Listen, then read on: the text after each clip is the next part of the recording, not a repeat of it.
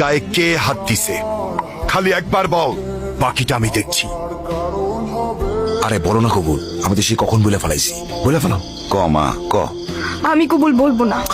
মা কবুলটা ক, কবুল ক। বললাম তো আমি একবার, আমি কবুল বলবো না। আমি ওনাকে বিয়ে করব না। বিয়ে করবি না মানে? করবে না মানে করবে না।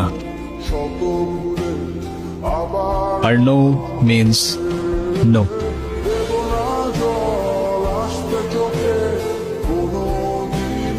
তুই আবার এনেছিস?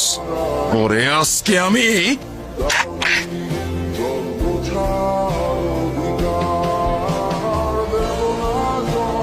এই সাবধানে, তোর জবানের চেয়েও ট্রিগার ফার্স্ট চলে।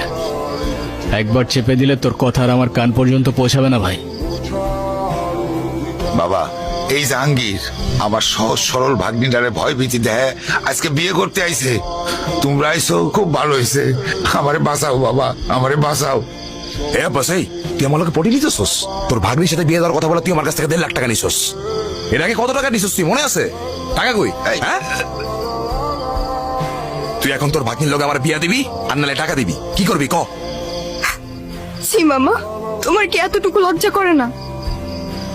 ছোটবেলা থেকে তোমাদেরকে আমি আমার বাবা মার জায়গায় দেখতাম, আর সেই তুমি।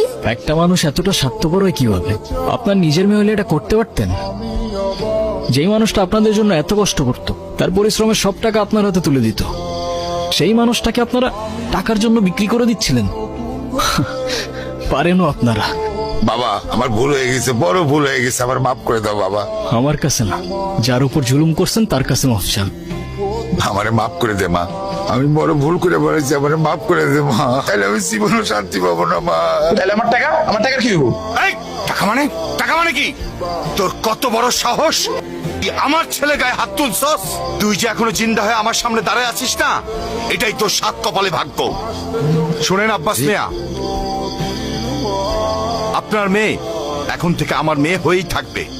যেদিন আপনি আপনার স্বভাব চরিত্র পরিবর্তন করতে পারবেন, সেদিন এসে মেয়েটাকে দেখে যাবেন। আমার বাড়ির দরজা আপনার জন্য খোলা থাকবে। আই মা।